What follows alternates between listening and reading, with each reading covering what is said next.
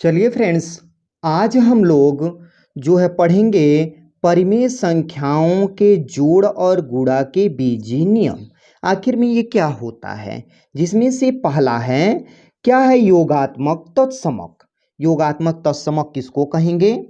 शून्य को योगात्मक तत्समक कहते हैं, क्योंकि शून्य को किसी संख्या में जोड़ने या घटाने पर कोई प्रभाव नहीं पड़ता है।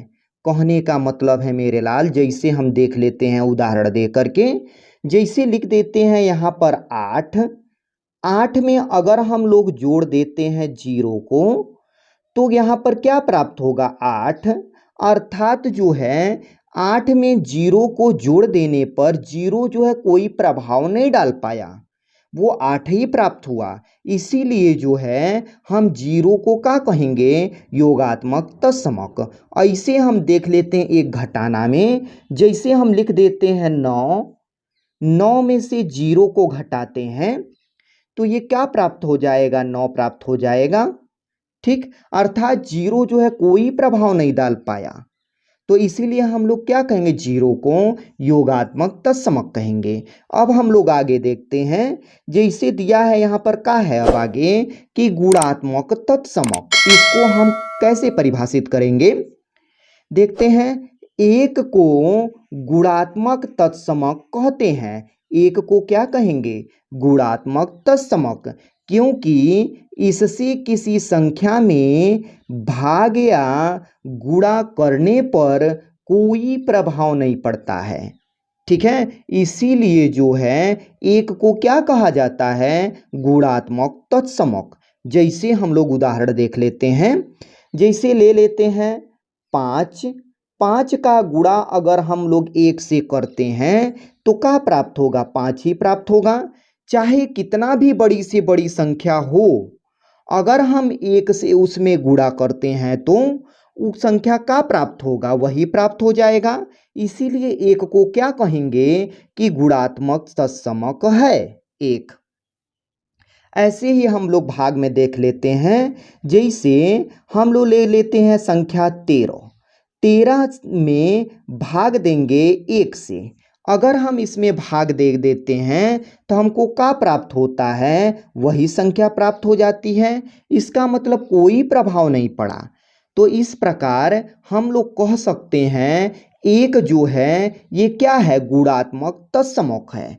अब हम लोग आगे देख लेते हैं कि योगात्मक प्रतिलोम क्या होता है। योगात्मक प्रतिलोम दो ऐसी संख्याएं जिनका योगफल क्या हो?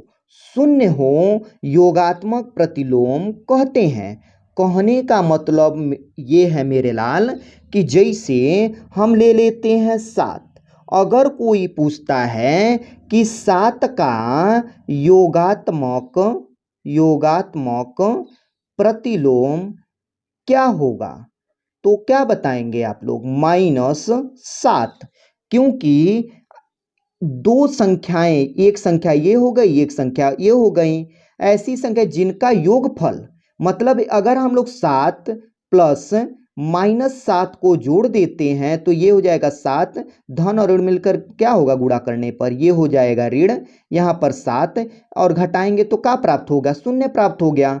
इसीलिए क्या हो जाएगा? ये योगात्मक तत्समक हो जाएगा। अगर कोई पूछता है 7 का योगात्मक प्रतिलोम क्या है? -7। अगर कोई पूछता है मेरे लाल कि 9 का योगात्मक प्रतिलोम क्या होगा, तो आप लोग क्या बताएंगे? -9। अगर यही कोई कह देता है कि -8 का क्या होगा, तो आप क्या बताएंगे? 8। कहने का मतलब है इसके विपरीत, जो पूछता है उसके विपरीत चिन्ह देंगे। ठीक है ना मेरे लाल। अब हम लोग आगे देख लेते हैं कि गुणात्मक प्रतिलोम होता क्या है। गुणात्मक प्रतिलोम दो ऐसी संख्याएं जिनका गुणनफल एक हो, क्या हो? एक हो, गुणात्मक प्रतिलोम कहलाता है। कहने का मतलब क्या है मेरे लाल कि जैसे हम ले लेते हैं 4। 4 का गुणात्मक प्रतिलोम क्या होगा? 1/4 हो जाएगा। इसमें क्या कहा, दो ऐसी संख्याएं, एक संख्या ये, एक संख्या ये, इसको आपस में क्या करते हैं हम लोग, गुणा कर देते हैं। ठीक है, तो ये क्या हो जाए, इससे ये कट जाएगा, क्या प्राप्त हो गया, एक। अतः हम कह सकते हैं एक जो है, जिस मतलब कि दो ऐसी संख्याएं जिनका गुणनफल क्या हो जाएगा, एक हो जाएगा, तो वो क्या हो जाएगा, गुणात्मक प्रतिलोम हो जाएगा। अगर हम कहते हैं कि 5 का गुणात्मक प्रतिलोम क्या होगा, तो 1/5। ठीक, अगर यही कह दें हम कि 1/8 का गुणात्मक प्रतिलोम क्या होगा, तो सिर्फ क्या बताएंगे, 8। ठीक है फ्रेंड्स, थैंक्स फ्रेंड्स, मिलते हैं अब हम लोग नेक्स्ट वीडियो में।